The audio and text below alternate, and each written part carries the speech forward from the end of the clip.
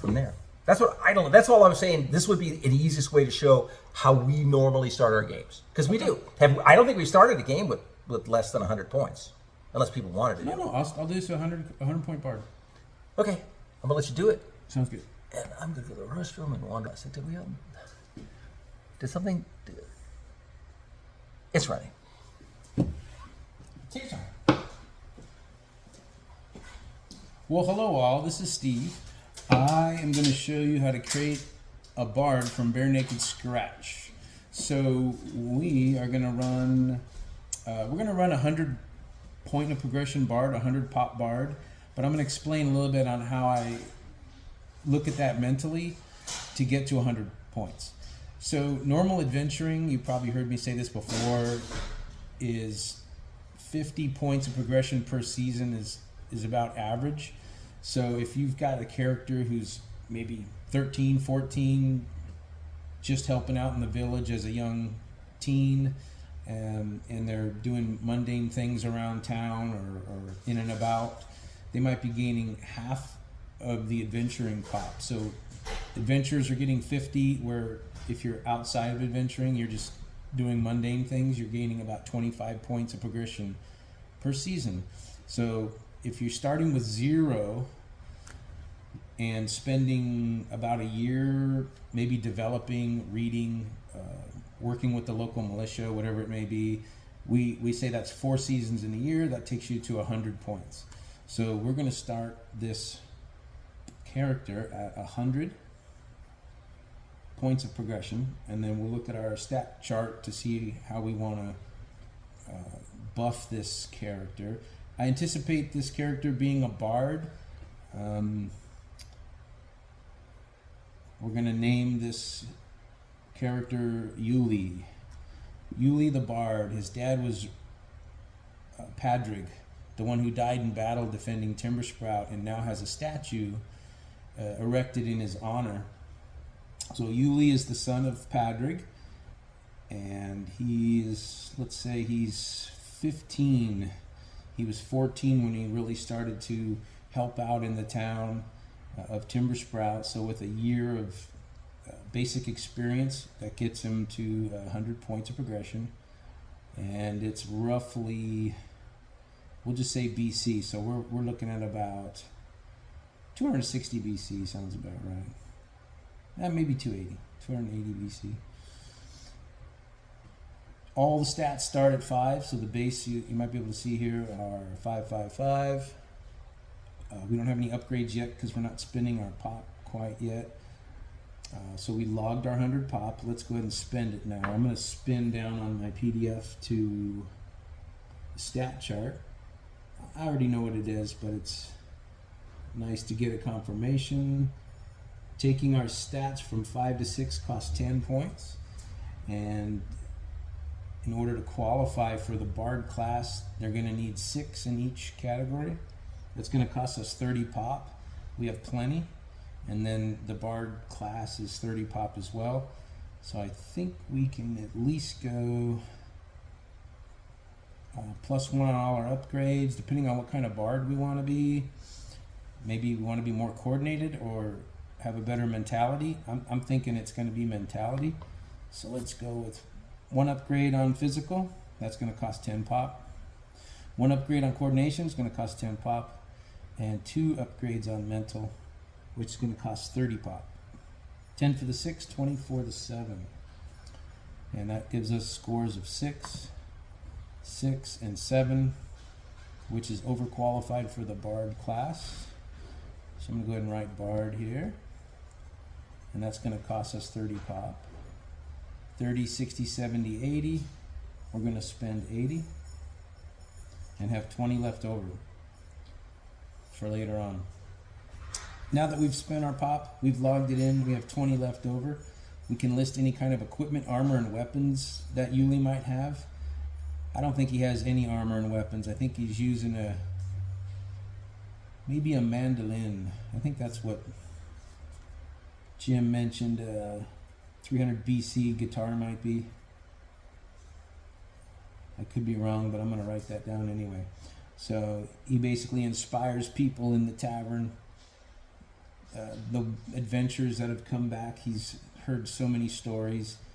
And our adventuring group, if you remember, Sam, Noah, Jack, Elise, Jean, and Gavin. Yuli will join their group on the next adventure out. I think they're going into the fall. And we can calculate now our target score. So a 6, 18 minus 6. We subtract our scores from 18 to come up with target scores.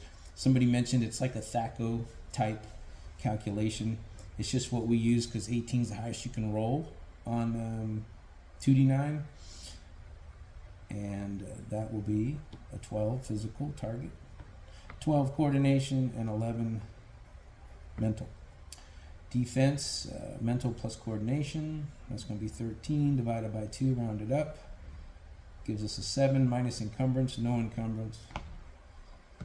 7 and 11 on the defense. All right, what's next here?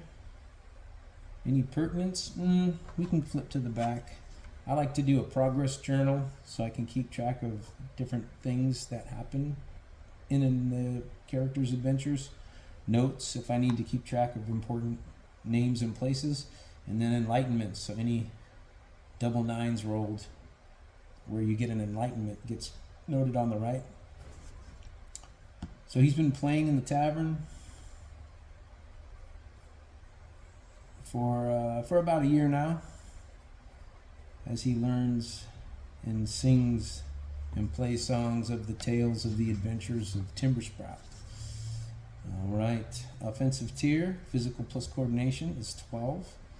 We'll go to our offensive tier chart. On page 35, and a 12 is a tier 1 with 1 bonus damage. So he's using tier 1 weapons if he decides to use a weapon. And if he hits in melee, he's getting a bonus damage of 1. So in this circle, I like to put 2 numbers. 1, if they're in melee, they're going to be getting a +2 to the roll. To the overroll, I should say. And if it's at range, it's just going to be the weapons tier damage of 1. Any armor, he's just wearing street clothes, so he's got a 0 and a 0, no shield. Equipment, he doesn't have much. Just a mandolin. Health is 2 physical, which is 12, half mental rounded up, which is 4. So it's going to give him 12 plus 4. 16 max health. And he hasn't adventured or had any reason to lose any health, so those are kind of NA at the moment. Nothing here, nothing here. We've looked up our offensive tier and our log bonus, fill in the damage and the armor.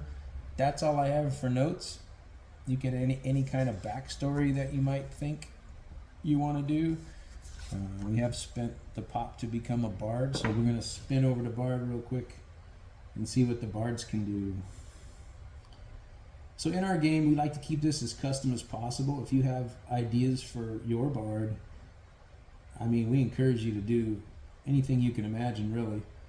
What we've put in here for fun is anytime the bard is going to try to convince the game master of something that might seem unreasonable, he's going to roll with ease when trying to convince the GM that an action he wants to attempt is reasonable.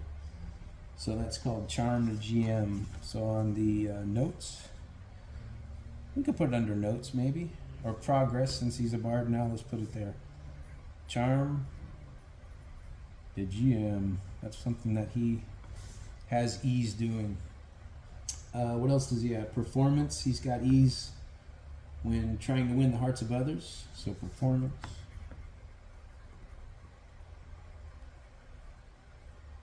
And inspire. He rolls with 2 degrees of ease to inspire 1 ally, and he can drop a die to inspire additional allies.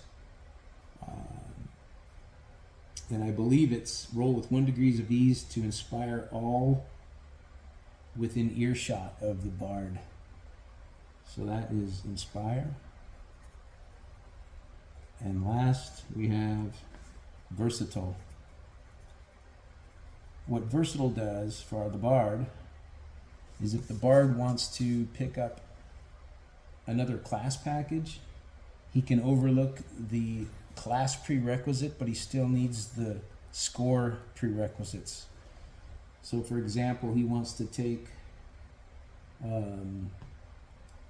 dual wield fighter. He still needs a physical of 9 and a coordination of 9 to qualify for dual wield fighter, but he does not need a class of fighter or guard. He can skirt around that as a bard. So that's one bonus the bard has. That's all I have for notes. That's our bard from scratch. You can definitely play this, like I've mentioned before, starting with 0 points of progression, all 5s and all 13s for your targets, and kind of work your way up to this point. We like to start characters with 100 points, which is the equivalent of a level 1. Every 100 points of progression is a level. This will be level 1, 200 points level 2, and so on. And I think that is all that I have for Bard.